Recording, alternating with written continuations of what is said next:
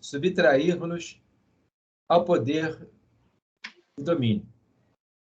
É indispensável esteja cada homem em dia com o governo de si mesmo. E assim, Senhor, nós agradecemos a Ti pela oportunidade nessas horas. Que o estudo, acreditamos que seja voltado ao egoísmo. Nós possamos absorvê-lo e depois administrá-lo em nós mesmos, para que a cada dia possamos governar as nossas emoções e sentimentos. E todo e qualquer pensamento que nos acomete, independente dos nossos, sabemos que é dirigido por almas enfermas. E que essas criaturas sintonizadas e envolvidas pelas raias da simpatia fluídica, que sejam elas envoltas com muito amor e carinho e com sentimento de perdão. O Mestre nos ensinou para com o próximo. E nós olharmos para os nossos atos piegas, com bastante atenção e carinho. Obrigado, Senhor, por essas horas, por estarmos reunidos em estudos. Graças a Deus. Muito obrigado. Capaz a todos. Boa noite, seu Roberto. Boa noite, Elisa. Boa noite, Jorge, Afrânio. Boa noite. O Roberto falou, tá vendo? Se esperasse mais um pouquinho, ele faria pressa. Não dava. Hoje não ensaiei, não dava. Então, o Roberto foi materializado durante sua prece, viu, Jorge? A prece foi forte, né? Foi forte, materializou. Bom, hoje realmente é o Evangelho segundo o Espiritismo, estamos no capítulo 11. Essa era em outro lugar. E vamos começar o egoísmo, certo? Pois é. Vocês querem mesmo falar sobre isso? Não sei. Sim. Não sei. Eu acho que a gente deve. Uhum. A gente deve falar sobre isso, que é para poder incutir na nossa própria mente e nós precisamos nos despir desse egoísmo. Estava lendo aqui a 917. Qual o meio de destruir-se? O egoísmo. Exatamente. Dando uns tapas nele, uns cascudos, né? Não adianta, não. Acho que é só assim, que de outra forma não consigo. É igual o Feirão da Malha. Alguém leva um dinheiro por fora. É isso aí. Aí não consegue acabar com ele. Olha aí, ele. Já que você começou? A 917? Já que você começou, vamos ler só o primeiro parágrafo da resposta. Tá. Pergunta boa. Resposta melhor. A pergunta 917 do Livro dos Espíritos, que está na parte 3ª, capítulo 12, da perfeição moral. Pergunta 917 diz assim: qual o meio de destruir-se o egoísmo? Responde aos espíritos: de todas as imperfeições humanas, o egoísmo é a mais difícil de desenraizar-se, porque deriva da influência da matéria. Influência de que o homem, ainda muito próximo de sua origem, não pode libertar-se, e para cujo entretenimento tudo concorre: suas leis, sua organização social, sua educação. Esse pedacinho aí é um resumo dessa pergunta, um resumo da palavra em si, né? Incrível. Por que é difícil desenraizar-se? deriva da influência da matéria. Então, é o homem do mundo, é o homem, é o Pilatos, né? E na escolha que nos dão Barrabás, né? E o homem, aí fala agora que legal, a influência do homem ainda muito próxima à sua origem, porque a nossa origem é animal. E os animais não é que eles são egoístas, é que eles precisam, eles têm um instinto de conservação bem diferente do nosso, porque lá no reino animal o pau come, né? Um querendo engolir o outro, um querendo pegar o outro, quer dizer, é uma vida totalmente diferente da nossa, porque eles ainda não têm um raciocínio. Então, salve-se quem puder, né? A lei do mais forte, o mais fraco tem que estar. Né? É muito interessante isso. Só que nós passamos por tudo isso. E nós ainda nos sentimos, né? Olha, muitos dentro de nós, né? Aquela página, né, do Valdo Vieira, muito dentro de nós continuamos com todos esses animais dentro de nós ainda. Aí vem a Arca de Noé, manda os animais impuros pelo andar de baixo e os puros no andar do meio. Ou seja, na nossa consciência, que de acordo com André Luiz, no livro No Mundo Maior, os 3 andares do cérebro, nosso andar atual, que é a consciência, ele está cheio de animais ainda. Não estamos falando do subsolo, não, do terceiro andar, não, que nos acompanha. Estamos falando do andar, do nosso andar, do dia a dia. Então, olha só, nós ficamos muito tempo nessa faixa aí de evolução, ainda trazemos muito isso ainda conosco, né? Aí depois ele vai falar. A gente não consegue, né, como eu falo aqui, não conseguimos libertar, e tudo concorre para isso, tudo. Isso que é o mais interessante. Começa, suas leis. As nossas leis, né, humanas são muito falhas por isso. Porque quem faz as leis, geralmente, é que nem o feirão da malha, né, Elisa? Né? É mais ou menos isso. É mais ou menos isso, porque, por exemplo, se eu sou político e sou corrupto, que leis eu vou criar? Ajudar a criar? Eu vou ajudar leis que, de alguma forma, me protejam. E assim vai por diante, né? O filho do doutor fulano não pode ser preso, o filho do ciclano não pode, ou então vai lá, fica lá de 2 noites só para enganar. Então, as nossas leis ainda são muito materiais, né? Passa muito a mão na nossa cabeça ainda. Depois vem sua organização social, né?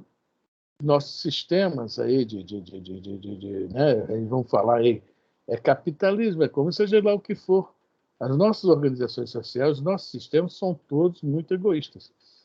O tal comunismo, o pessoal é todo mundo igual. Não, e aqueles que governam, que têm o poder na mão, não são iguais. Não. E aí vai, a gente vai olhando, no sistema capitalismo, cada vez que a revista Forbes bota lá 1 bilionário, 1 milhão de miseráveis né, se tornaram mais 1 milhão de miseráveis lá para trás. Quer dizer, nossa organização social concorre para tudo isso.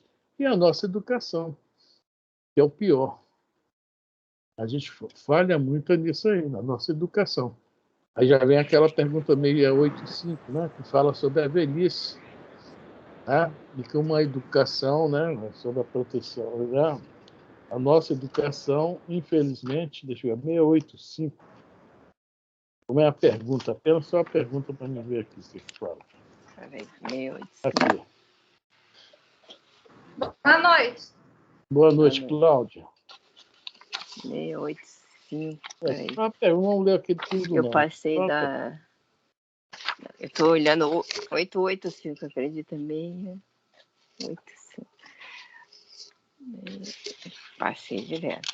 A resposta, a letra A que interessa, mas vamos ler a pergunta e a letra A. Peraí. Caraca, hoje está difícil aqui. Ou eu passo muito... Já estou chegando. Calma. 685. Tem um homem direito de repousar na velhice? Continua.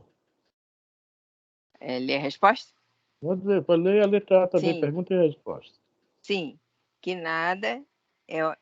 nada é obrigado, senão de acordo com as suas forças. Letra A.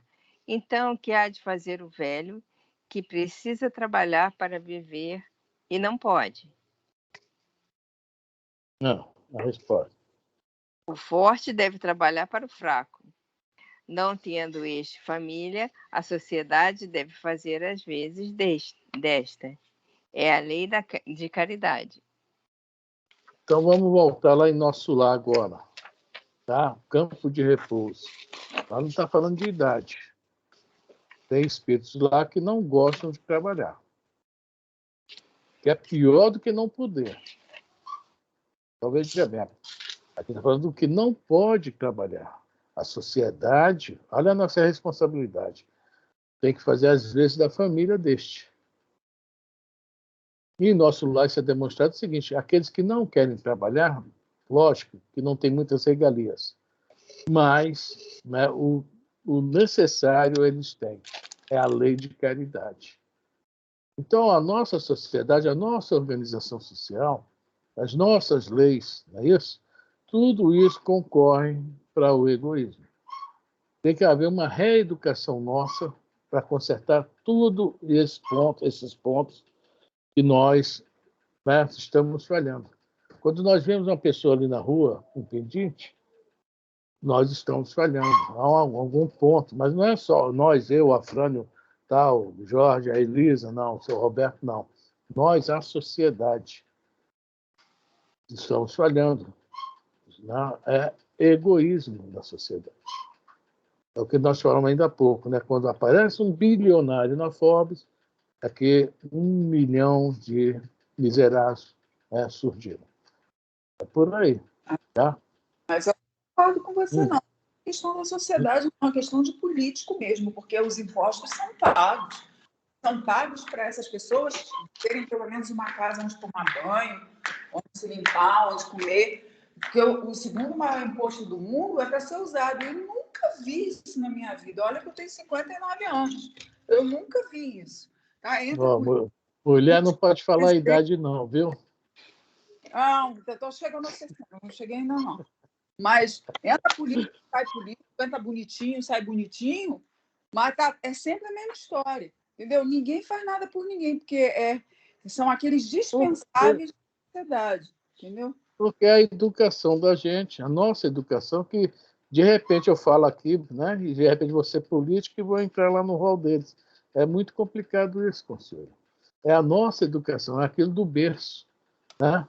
A gente vê, às vezes, na rua, a gente fala alguma coisa, algumas pessoas na rua, elas não entendem, porque não foi ensinado aquilo a eles. Não tiveram de berço, desde pequenos.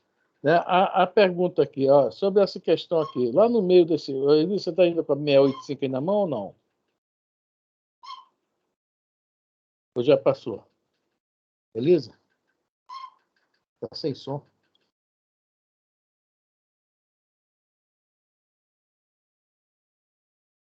Eles não estão aí, não?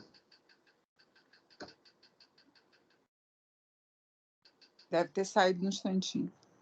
Não, que às vezes sai do ar. Olha só, no meio, falando sobre essa questão aqui, no meio do parágrafo da pergunta da observação de Kardec, na pergunta 685, ele falou o seguinte: há um elemento que não se costuma fazer pesar na balança, sem qual a ciência econômica não passa de simples teoria. Esse elemento é a educação, tá? Não a educação intelectual, mas sim a educação moral. Nós não nos referimos, porém, à educação moral também pelos livros,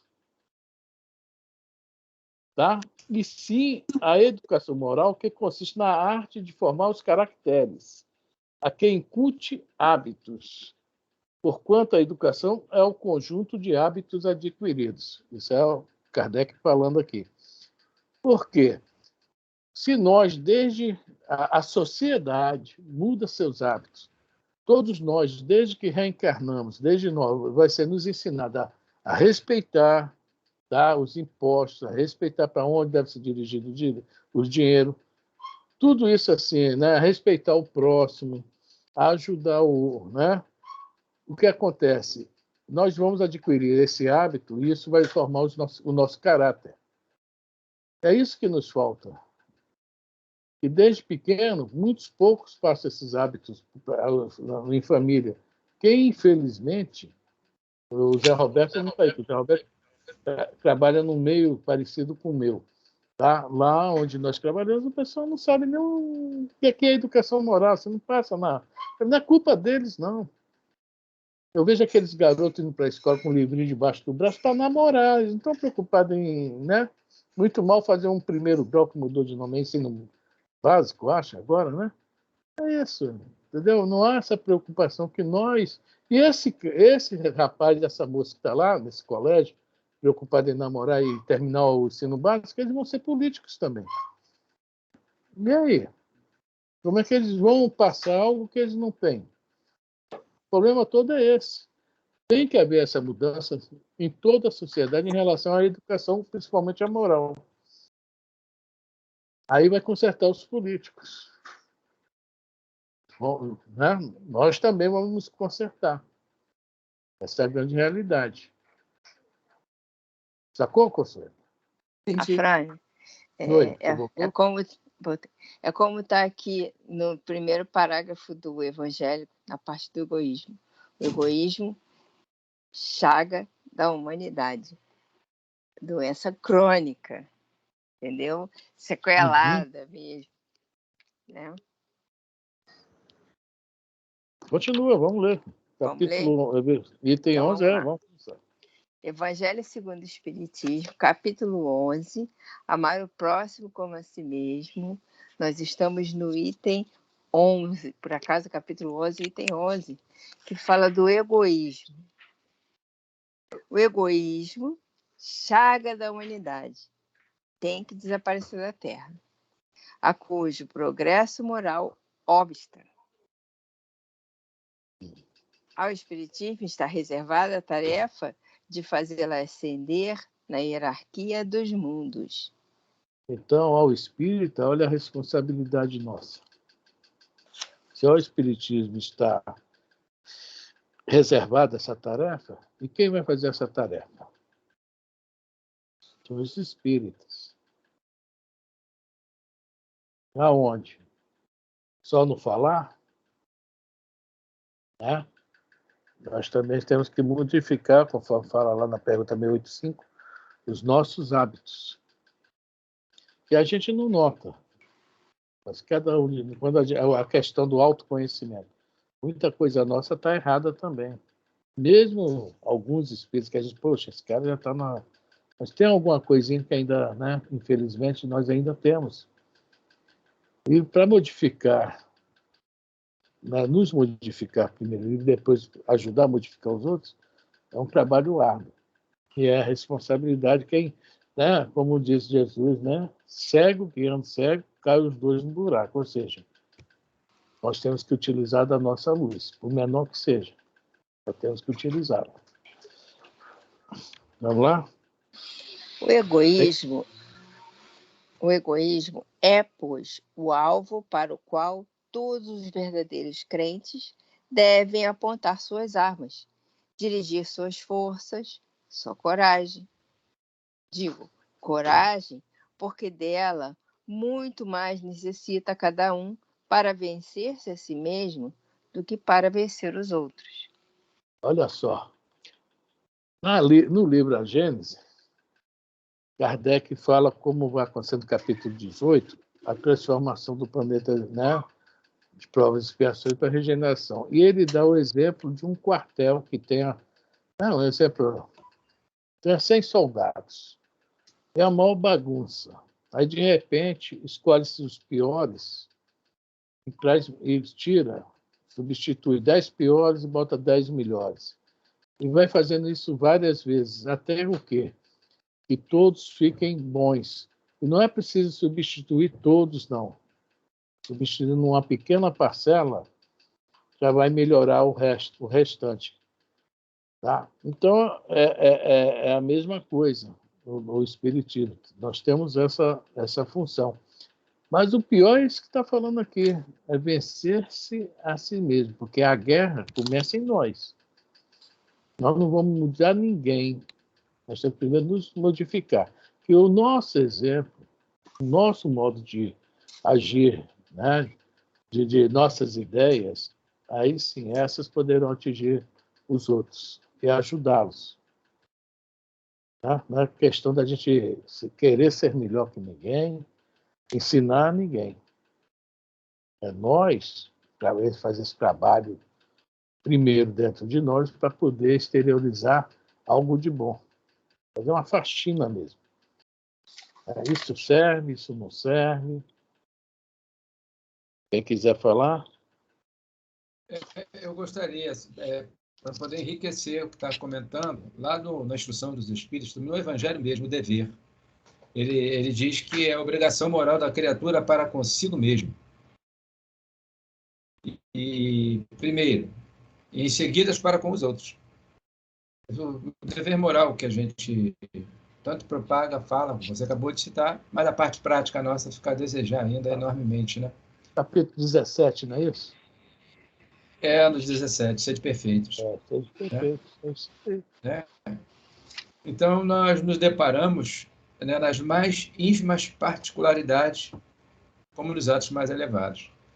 Então, aí a questão da educação, como foi também abordado por você aí, e a educação, essa é a moral, né?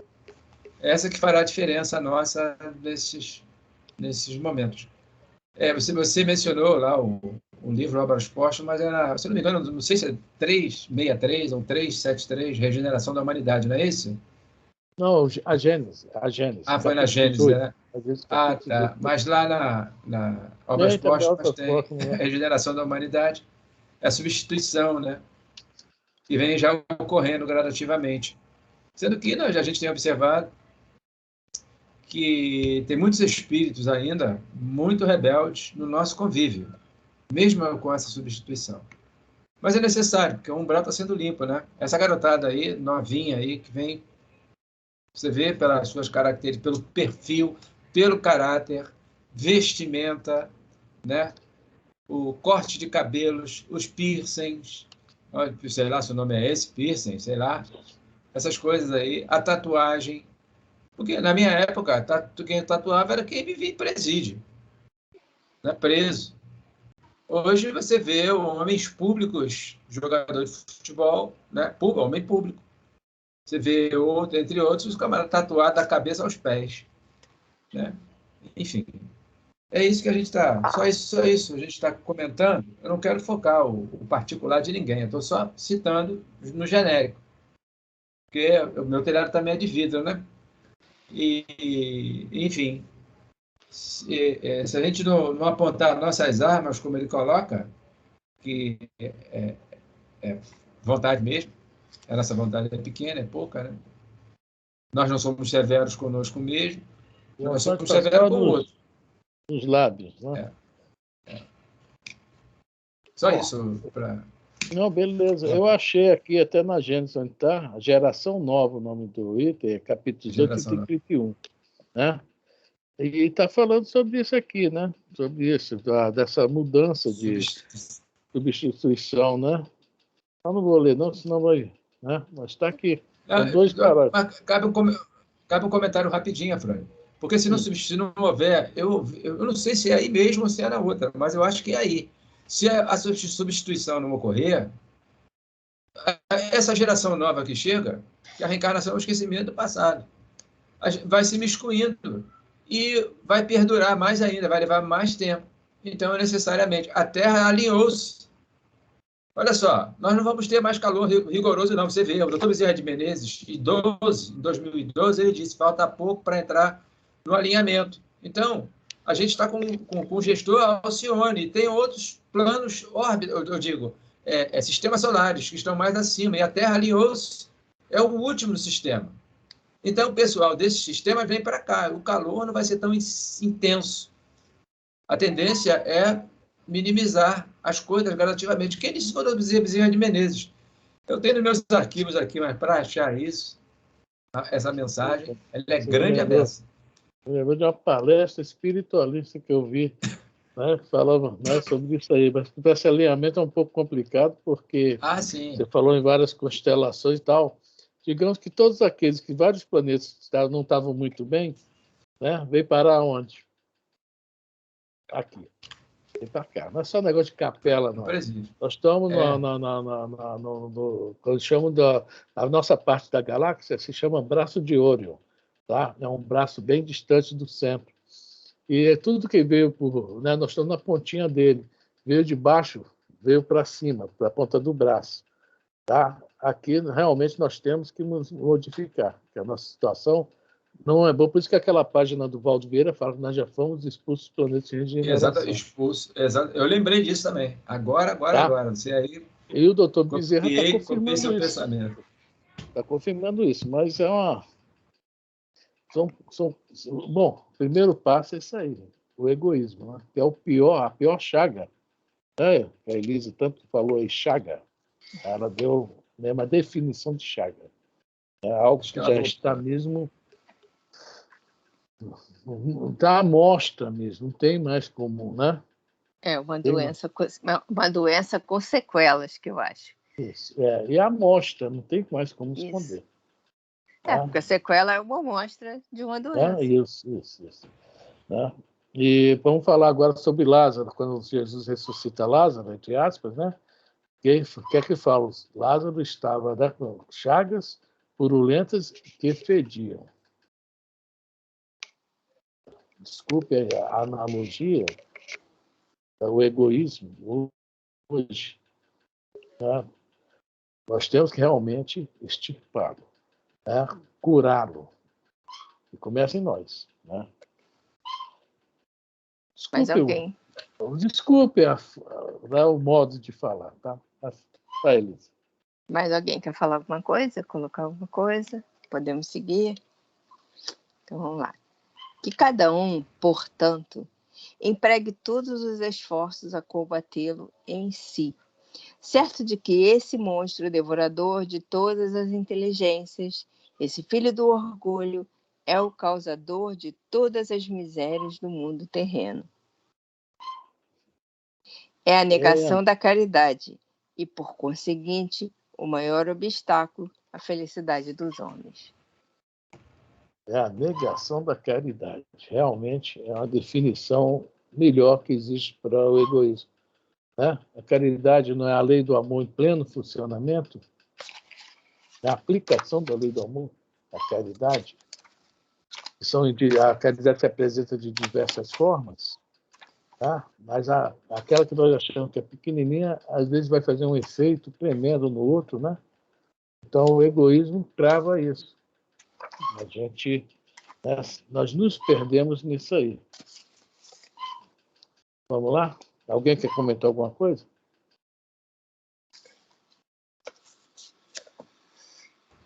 Jesus vos deu o exemplo da caridade e Pôncio Pilatos o do egoísmo. Pois, quando o primeiro, o justo, vai percorrer as santas estações do seu martírio, o outro lava as mãos dizendo: que me importa? Animou-se a dizer aos judeus: este homem é justo. Por que o quereis crucificar? E, entretanto, deixa que o conduzam ao suplício. É um bom exemplo aí, né?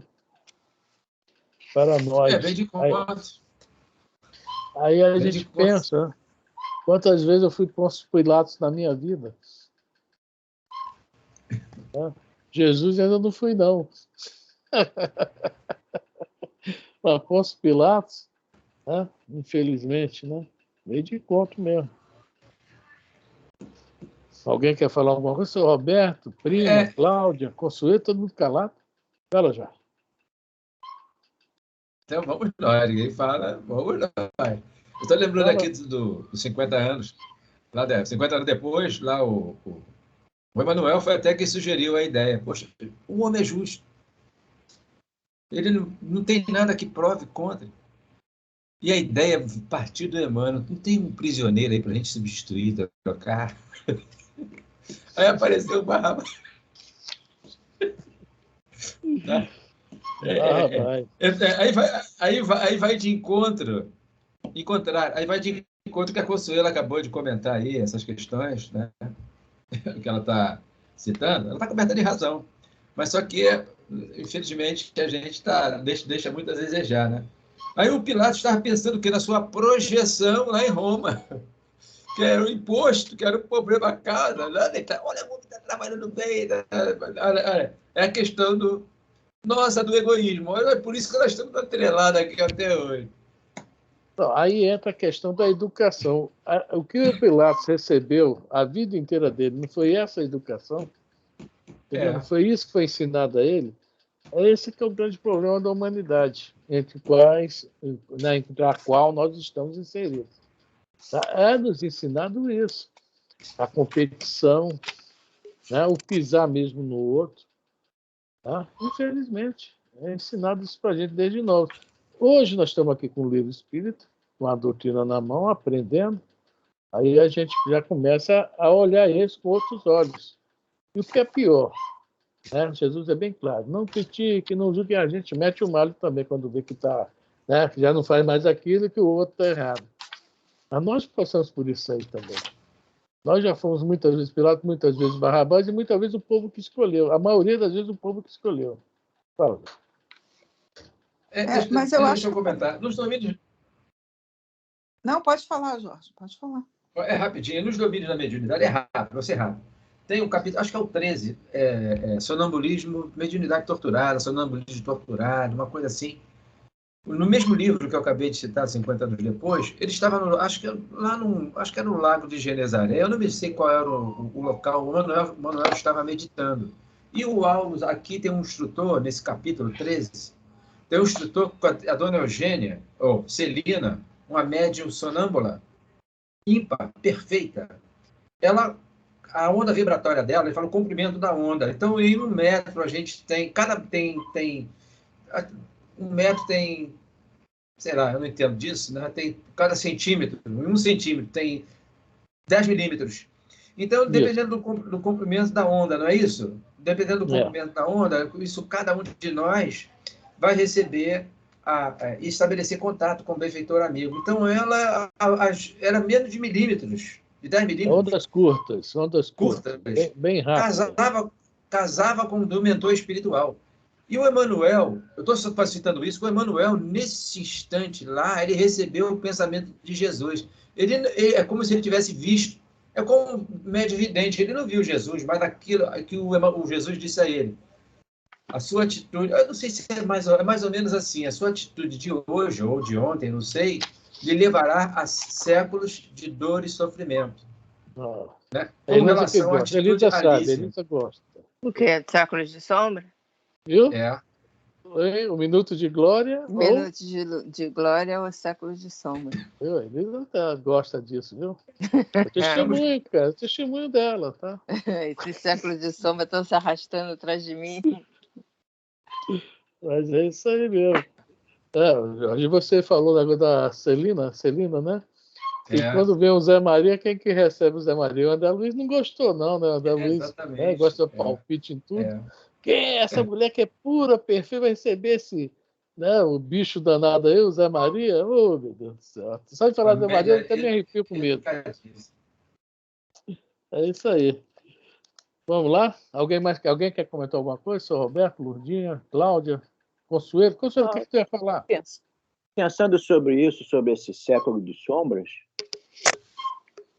são esses séculos de sombras que nós ainda estamos vivendo, que nós ainda concordamos que os jovens, conforme o Jorge falou, use piercing, tatuagem, cabelo diferente, porque nós ainda estamos vivenciando esses séculos de sombra. Então, o que é que nós temos a dar? O que é que nós podemos dar para os novos? Nós temos alguma coisa a oferecer para os novos de diferente daquilo que nós passamos, vivenciamos até hoje? Essas coisas até que precisam ser pensadas. Os jovens de hoje precisam ser muito bem conduzidas, mas que cabedal nós temos do passado para poder conduzir bem esses jovens? Boa, senhor. Boa. É isso aí. Aí entra a doutrina espírita, que nós... Exatamente, mas acontece que ainda somos poucos milhões de espíritas para poder direcionar isso da melhor maneira possível. Precisamos todos, assim como precisamos todos ser vacinados, precisamos todos ser espíritas para poder não contaminar os jovens de hoje, assim como a vacina não vai deixar a população ser contaminada. Certo? Vai chegar, Pedro. Não, vão reencarnar jovens aí assim, né? Espíritos aí com essas ideias, né? É que vai ajudar. Porque é uma coisa interessante. Eu era pequeno, não vi o programa, mas eu me lembro que lá em casa, lá em Minas, só tinha TV Tupi. Pinga Fogo, né? Chico Xavier. Era para durar 1 hora e pouco, durou quase 4 horas. E era para ser só uma vez, foram 2 programas, não é isso? Eu tinha esses vídeos todos, eu tinha todos eles, emprestei, nunca me devolveram. Tá com fulano, tá com Beltrano, tá... Até hoje não me devolveram. E eu guardava isso com muito carinho. Pois bem, o que é que o Chico foi mostrar na televisão? O bem. Só. Uma coisa que ninguém conhece, conhecia não, todos conheciam, mas não entendiam, tinham dificuldades. Por isso que deu uma audiência naquela época, e disse que aí só falando, termina o programa não, continua o programa, porque foi um negócio assim que até hoje, a proporção da população da época, a proporção hoje, quem chegou perto foi a novela Pantanal Uma Vez Aí Só. Aí do Pinga Fogo ainda está bem distante em termos de audiência, proporcionalmente que eu estou falando, né? O bem, entre nós, apesar de a gente falar nele, ainda é uma novidade. Então, por que eu estou falando isso? Quando aparecer essas pessoas do bem, em maior quantidade, serão os novos Chico Xavier, né? Os novos Pinga Fogo. Né? E nós estaremos prontos para auxiliá-los. Não vamos nos colocar na posição de eles nos procurar para auxiliar. Não, nós estaremos prontos para auxiliar. Nós já temos base para isso. Estamos aprendendo para isso. Né? Exatamente. Então, o bem, em breve, né? Eu acredito muito. Talvez eu, nessa encarnação, não o veja, mas eu tenho certeza, como né, eu tenho que me ver como espírito imortal, e daqui 50, 60, 70 anos, na próxima, eu já encontro um ambiente muito diferente desse. E se tiver sorte, né, ainda pega um pouquinho disso aí. Tá? O bem tem que prevalecer sobre o mal. E isso vai chegar um momento. O bem foi, né, o mal não foi criado. O mal não foi criado, foi criado o bem. O mal não foi criado. O mal foi criado por nós, o mal, né? Exatamente. Os então nós vamos chegar uma conclusão. Nós vamos chegar um dia a uma conclusão que o mal tem que deixar de existir. Pegando uma carona no que vocês estão falando, eu estava olhando aqui, eu estava dando uma olhada aqui nesse livro As Dores da Alma para ver um negócio, e é do Hamed, e ele fala na pergunta 115, relativa ao que eu estava vendo, ele diz assim, dos espíritos, uns terão sido criados bons e outros maus. Eu vou ler só a primeira parte da resposta. Deus criou todos os espíritos, simples e ignorantes, isto é, sem saber. A cada um deu determinada missão, com o fim de esclarecê-los e de os fazer chegar progressivamente à perfeição pelo conhecimento da verdade, para aproximá-los de si. Aí aqui no livro do Hamed, que eu estava lendo, é o seguinte, todos nós acolhemos em nossa intimidade não apenas crenças individuais, mas também as que nos foram transmitidas pela família e pela sociedade em vários níveis. Desde um gesto, um olhar, uma expressão corporal, até formas de conduta ou de verbalização. Todos nós assimilamos as crenças alheias através de uma comunicação que poderíamos denominar de contagiante. Então, até essa questão do egoísmo, eu vejo que socialmente, há séculos e séculos de sombra, isso é um contágio. Isso é um contágio. São atitudes que se repetem na nossa vida no dia a dia e que vai indo adiante. Por isso é uma doença que vai deixando chagas e vai se repetindo. é uma doença contagiosa que não tem vacina por enquanto, que a vacina é a gente que tem que buscar, né? Com conhecimento para combater. Fazer igual o Jorge, ponto final. Ponto final. Olha eu aqui, ó, pro mal.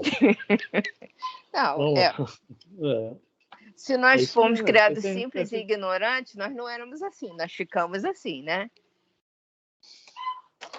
Que aí vem aquela questão, eu não me lembro qual é a pergunta, mas é próxima a ela, mas não vou procurar.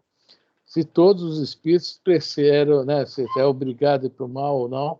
Não, alguns cresceram em linha reta. Sim. Jesus, Emmanuel falou no livro Consolador, que Jesus é um. O que é crescer em linha reta? Não significa que não errou. Aí a gente tem que fazer também uma distinção entre erro, né, e mal. O erro é quando eu faço algo que está, né, que não é correto, mas não tenho conhecimento disso. Né? Por exemplo, o fulano matou o ciclano. Não sabia que não podia matar. Aí chega outro, olha, você não podia matar, que é a lei, que isso, Deus, etc. Dá um monte de porquês, porque não deve se matar. Aí o cara, não, vou me corrigir, não vou mais fazer isso, e vai embora. Agora, o que é que se torna o mal? Né? A pessoa, né, conhece tudo isso e faz, né? Faz o mal, mata. Faz tudo isso e mata. Então, isso é o mal. Então, crescer em linha reta não significa não errar. Significa que, né, toda vez que errar, que fizer algo errado, vai consertar e vai seguir em frente. Não vai repetir. Então, a gente ainda tem chance de chegar pertinho da linha reta. Então, mas ainda tem muita espiral para a gente passar. Reconhecimento das faltas. Eu acho que eu vou ficar tonto tanto espiral, seu Roberto. Nossa. Nós ainda vamos passar por muita espiral. Isso aí. Mais alguém quer colocar alguma coisa? O senhor queria falar anteriormente, a gente foi falando, atrapalhamos ela. Não, mas já foi falado aí, tá tudo bem. Já responderam. Que a gente ficou devagando. Leia a pergunta 120 e 121, que são pequenininhos, mas leia a pergunta e a resposta, não vou falar nada 120? Não. 120 e 121. Peraí.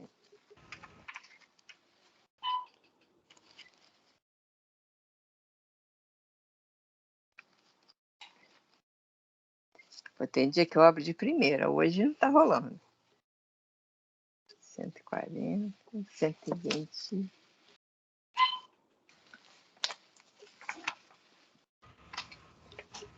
Pronto.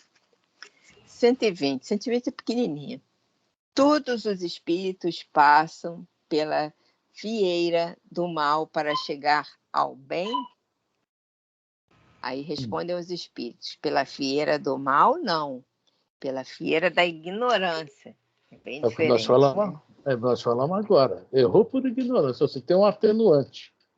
Tá? O agravante é errar sabendo. Né? Agora vamos lá, 121.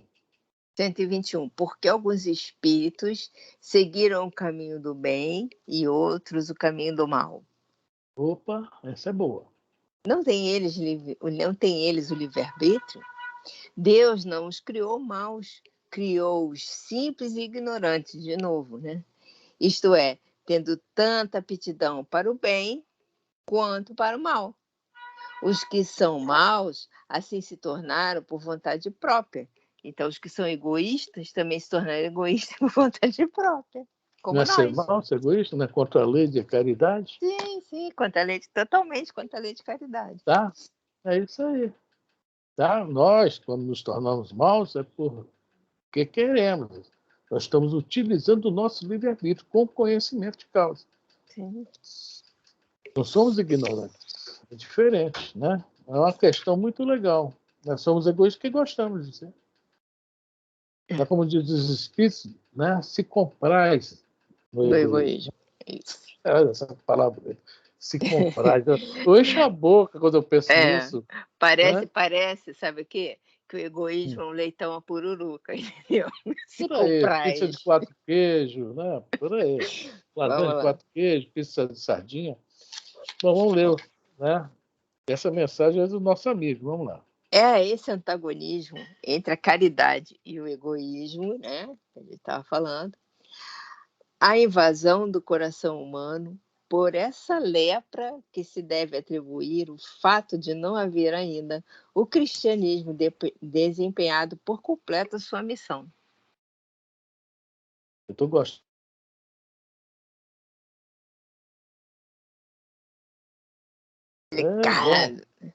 Não. Cabe-vos a vós, novos apóstolos da fé, que os espíritos superiores esclarecem o encargo e o dever de extirpar esse mal, a fim de dar ao cristianismo toda a sua força e destruir o caminho dos pedrouços que lhe embaraçam a marcha.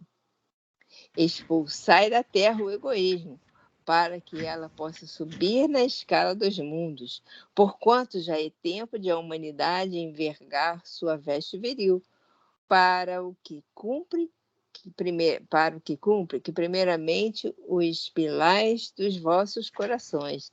Emmanuel, 1861. Então, você vê que ele usa as palavras chagas, lepra. Eu falei que é uma doença. Veste viril. O que é ser viril? Digamos que é ser assim, potente, forte. É uma peste. A veste viril, que a gente se vestiu, que da humildade. Olha só, é o contrário, da humildade, da coragem, né? Disso tudo. Né? Que isso sim é forte, é viril. Né? Dentro do nosso linguajar é outra coisa. É por isso que ele está falando que já é tempo de a humanidade envergar sua veste viril, ou seja, a veste que realmente vai nos levar para frente. Forte, potente. Nossa, muito legal, né? É. Alguém quer falar alguma coisa? Eu gostaria de falar um caso hilariante com relação a essa mensagem. Eu estava no Centro Espírita, acho que foi ali, ali em Cordovil, no Tabernáculo Espírita. Eu estava fazendo um trabalho lá. Aí eu falei, o Emmanuel que enviou essa mensagem, ele faz parte. Aí o garoto lá, de uma forma tão arrogante, disse, Emmanuel tem muitos. Aí eu disse, mas meu filho, mas esse aqui, tudo indica, pela maneira, pela linguagem aqui, é o benfeitor que ajuda o Chico Xavier. Aí ele não falou nada, eu também fiquei na minha, né? Eu só falei isso. Mas porque o Emmanuel ele é muito incisivo em usar esses trocadilhos, né? Ele usa os trocadilhos dentro do idioma. Se você observar bem, na interpretação, ou é espanhol, ou é da língua portuguesa, do português mesmo. Tá? Se você observar... Oi? Ele foi português mesmo, Manuel de Nóbrega. Né? Foi português. Podem observar. Porque o português usa muito de substituir os caminhos pedrosos. Né? Pois. Estás a ver. Né? Então, nós estamos aqui comentando porque talvez se fosse usar o português nosso aqui, a interpretação teria uma outra conotação, né? Porque no nosso idioma aqui tem várias. É uma questão de tal semântica, sei lá se o nome correto é esse. E complica. Quem for os professores de português aí nos ajuda. Mas não sou Elisa, eu acho que é assim, é Emmanuel, porque o Emmanuel é assim, curto e grosso. Entendeu? Ele vai direto ao ponto, chapá, objetivo, né? Cheguei objetivo. No fim, entendeu? É bem assim. Agora, Elisa escrevendo, ia botar, é nós na fita, aí com PAD. Né? Eu não escrevo isso, não. Português brasileiro. Vamos lá. Alguém quer falar mais alguma coisa? Alguém que também quer escrever igual a Elisa? Pode falar aí. Cláudia, fala agora. A Cláudia está calada. A Cláudia está escrevendo alguma coisa. Eu estou só ouvindo. Hein? Eu estou ouvindo, eu estou aprendendo ainda. Então você aprendeu nós na fita, né? A Lourdes aí é sua prima? Essa Ô, prima. Lourdes que está aí? Você chama? É, minha prima. Lourdes Dias. É a Lourdes Dias. É a Ô, Lourdinha. prima, levanta da rede e fala alguma coisa para nós. É a Lourdinha. Não, eu estou só ouvindo, porque eu acho que ler o Evangelho dispensa qualquer comentário. Ele é simples, prático. Então, é só ler e interiorizar. A gente consegue, mas é o que eu sempre digo, a nossa preguiça ainda nos impede de olharmos para nós mesmos. É mais fácil eu querer mudar os outros do que mudar a mim mesmo. É mais fácil mudar o outro. Então, a preguiça toma conta de mim e eu deixo para depois, achando que o outro está errado. Mas acontece que o errado sempre... Eu estou errada. Então, a hora que eu começar a interiorizar isso, as minhas atitudes vão servir de exemplo para os meus filhos, para os meus netos, para os meus vizinhos, e aí a gente consegue modificar toda uma sociedade. Para isso, eu tenho que deixar de prestar atenção nos outros, no meu vizinho, no meu político, em qualquer um que seja. Eu tenho que olhar para mim mesmo. É de exemplo. É isso que o Evangelho nos ensina. Prima, para mim você pode prestar atenção em mim que tu não vai levar nada não vai ver nada de bom mesmo, fica à vontade, viu? Até porque, né, Lourdinha, quando a gente foca nos outros, a gente não consegue enxergar a gente. Não tem tempo, né? Não, a gente prefere focar nos outros, inclusive, para não ter que olhar para a gente. É mais fácil. É mais fácil. E aí me dá preguiça quando eu foco nos outros e vejo que o defeito é meu. Aí eu tenho preguiça. Verdade. O nosso erro, o nosso grande erro é a preguiça. Por isso que nós somos egoístas. Deixar de ser preguiçosos e ir à luta. Não deixar para depois o que eu posso fazer hoje, agora. Sim. A lei é de trabalho, né? Bom, vamos para o item 12 ou vamos ler a página? Vamos fazer o quê? Eu vou ler a página rapidinho, só sobre uma questão, né? Qual é a página mesmo que eu peguei aqui? Não esqueci de marcar. 57. O 57 é filho egoísta. Filho egoísta. Lição 57. Página 325. Pão nosso? Página 325. Seu edição do seu igual ao meu. Não, tudo bem que eu peguei o Fonte Viva. Parecido. Fonte Viva vai ter capa azul. É igualzinho, ó. A capa do Fonte Viva é azul, tá? Pão Nosso tem capa vermelha, mas tudo bem. Tem que trocar o nome. É verdade. Tá daltônico, tá confundindo cor, né? Elisa, é céu com céu? Não. Meu Pão Nosso. Tá no grupo lá. O PDF está no grupo. Não, eu tenho o livro. Eu estou falando se o tema é céu com céu. Não, é lição 157. Que diz assim, o filho egoísta. Achou? 157. Isso. É o filho egoísta. Tá. Mas, respondendo ele, disse ao pai, eis que te sirvo há tantos anos, sem jamais transgredir um mandamento teu, e nunca me deste um cabrito para alegrar-me com os meus amigos. Lucas, capítulo 15, versículo 29. A parábola não apresenta somente o filho pródigo, mas a mais aguçada atenção e encontraremos o filho egoísta. O ensinamento velado do mestre demonstra dois extremos da gratidão filial. Um resiste no esbanjamento, o outro na avareza. Não há duas extremidades que façam o círculo da incompreensão humana. Perdão, vou ler de novo. O ensinamento velado do mestre demonstra dois extremos da ingratidão filial. Um reside no esbanjamento, o outro na avareza. São as duas extremidades que fecham o círculo da incompreensão humana. É bem interessante isso, porque, na realidade, né, nós podemos ter até os dois filhos em nós, de uma vez só. Né?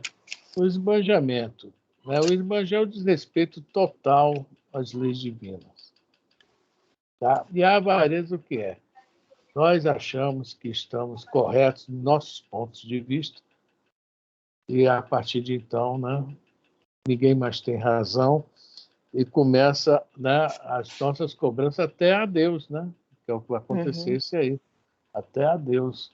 Então, é a questão de como nós nos portamos, né, perante essa ideia que Jesus coloca para a gente. Né? Ele usa uma parábola.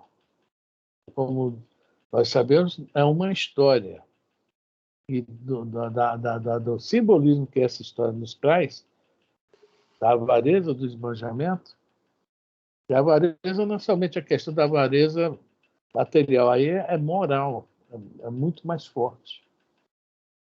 É esbanjamento moral também. Não é só esbanjar o dinheiro, não. É esbanjar, tá? Estar ao lado do Pai com toda a segurança, né? Esbanjar a vida. Jogar a vida para o alto. Deixa a vida me levar. Um lado. E o outro não fez isso, mas em compensação também, a tudo cobra. A tudo que é para ele. É o egoísmo mesmo total. Alguém quiser falar? Senão vamos lá.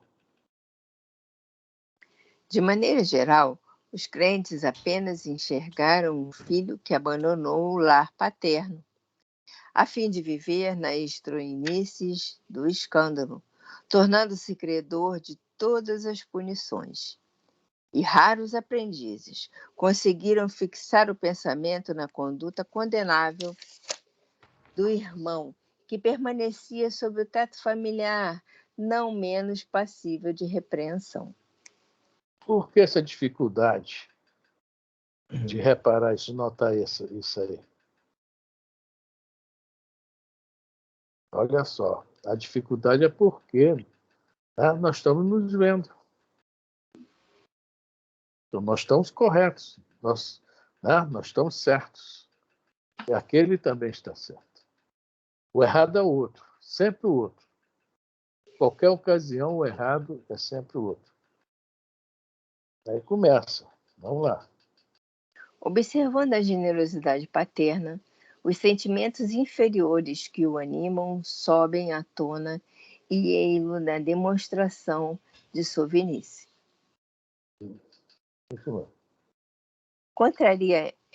Contrataria-o a vibração. Contraria-o a vibração de amor reinante no ambiente doméstico. Alega, como autêntico preguiçoso, os anos de serviço em família. Invoca, na posição de crente vaidoso, a suposta observância da lei divina e desrespeita o genitor, incapaz de partilhar-lhe o justo contentamento. Cara, acho que a gente nunca pensou nisso. Olha só a palavra que está aí, desrespeito o genitor. Quem é o genitor nessa parábola? Deus. Pai. É Deus. É Deus. É Deus. Entendeu bem? Então, quando nós tomamos essa atitude, nós estamos desrespeitando a quem? É muito forte essa parábola, né? Porque tipo, ele foi e eu fiquei aqui. Hein? Tipo, ele foi e eu fiquei aqui. Cadê a minha... Porque se o pai se está feliz, né, em ser misericordioso, em ajudar o outro que estava errado, né, voltou, né, quem somos nós para... É o que Jesus nos fala sobre a questão de não julgar, não criticar, não olhar primeiro o cisco nos seus olhos. O pai é quem decide tudo. Nós pensamos, né? Somos nós os juízes. E desrespeitamos diretamente ao pai. É isso que perdura, né, de longo tempo. Por isso que nós estamos presos a essa situação, essa distonia. Quando ele fala em família, a gente não está jogando só para o micro, não. É o macro, é no grupão. E não podemos esquecer da família espiritual, né? Porque a gente está vendo no geral. É isso que a gente tem que estar bem atento. É autêntico preguiçoso. Nós falamos ainda há pouco sobre o que? A lei é de trabalho. E a gente está sempre pensando dessa forma, né? Com relação a todos os ambientes que a gente passa. A gente sempre dá uma vacilada e tem um pensamento desse. Né? Ele não fez nada e eu fiz. Eu estava aqui o tempo todo. E eu agora estou sendo deixada de lado. Eu tenho que estar entre os primeiros, eu não posso estar entre os últimos. A gente sempre vacila nesse pensamento. Isso, sempre vai ser. Agora, nós somos espíritas, que temos aí a palavra reencarnação, foi falado no início do capítulo 11. Se alguém está merecendo, está recebendo algum mérito, assim, alguma coisa de boa, nós não vimos ele fazer nada na vida passada. Ainda tem isso, ainda tem esse nosso olhar pequeno, fechado no hoje, no ontem. Outro cara, às vezes, né, se sacrificou, lutou, para chegar hoje ter um crédito. Isso, aí entra o que a Lourdinha falou, se a gente tivesse focado na gente, a gente não estaria preocupado com ganho ou perda do outro. Exatamente. É por aí mesmo. E aí, quando nós temos uma simples pedra no nosso caminho, a gente começa logo, por que eu? Eu não faço mal a ninguém. Eu sou tão legal, eu sou honesto, eu sou sincero. A gente ainda fica indagando a Deus o porquê daquela pedra no nosso caminho. Olha o egoísmo, olha o orgulho, olha a preguiça aí de estar. Tudo isso é egoísmo, na verdade é essa. Tudo isso é egoísmo. Vamos lá, Eli. O pior de tudo isso, que a maioria de nós é tudo cascudo no espiritismo e ainda se assustou, mas é a verdade. E ainda praticamos essas coisas. É verdade, seu Roberto. Se não praticamos ao vivo, praticamos em pensamento. Ai, seu Roberto. Que é muito pior. Sabe por quê? Porque isso é um ranço que ainda está dentro de nós. Que a gente não conseguiu se livrar, mesmo com o espiritismo. Está proibido de falar essas coisas, seu Roberto. Está proibido de falar essas coisas. Aquela verdade que vem assim, igual um balde de água fria, seu Roberto. O senhor está aprendendo muito com o Emmanuel, seu Roberto. Mas é por isso que você diz para eu repetir sempre aquilo do falido. Eu aprendi tanto com ele que eu reconheço que todos nós somos falidos. Foi o que ele me falou. Foi o que ele me falou quando eu li isso sobre mediunidade. Então, eu aprendi com ele, pelo menos, né? Vamos ver se vai servir para alguma coisa. Ele não mentiu, não, pode ter certeza, né? Vamos ver se vai servir para alguma coisa. Vai ser. Para mim, né? Para todos nós. Para todo mundo, né? Esse tipo de homem egoísta é muito vulgar nos quadros da vida. Ante o bem-estar e a alegria dos outros, revolta-se e sofre através da secura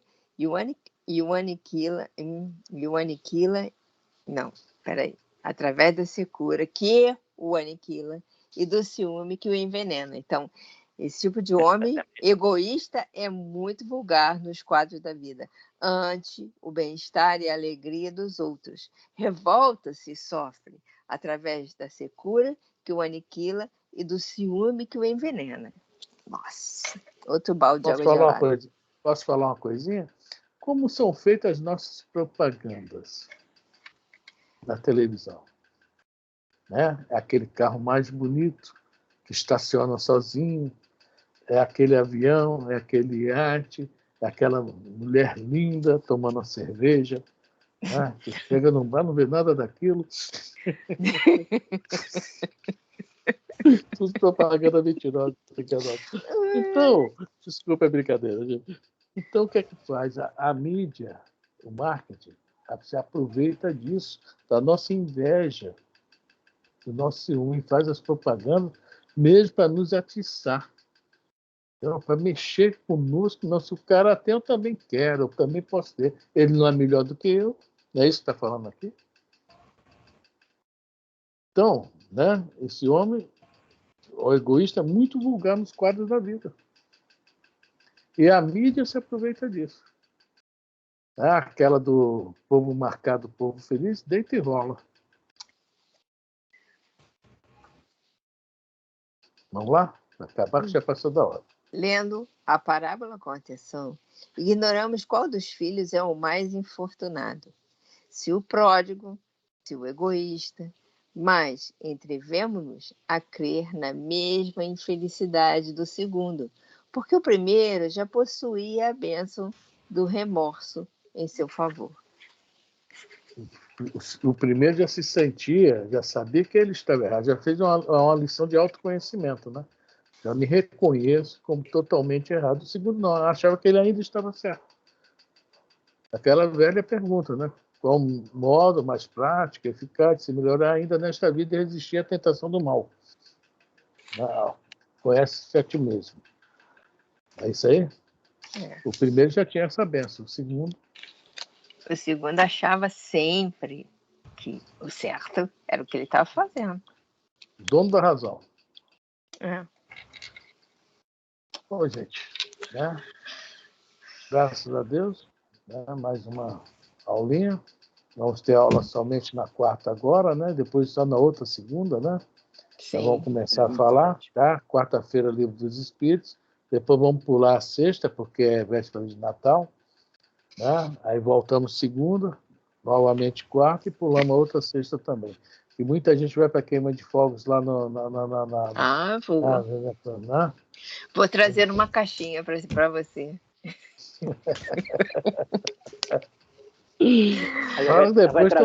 Ela vai trazer os fogos queimados já.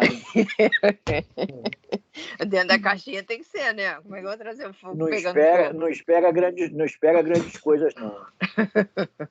E não vai ter leitão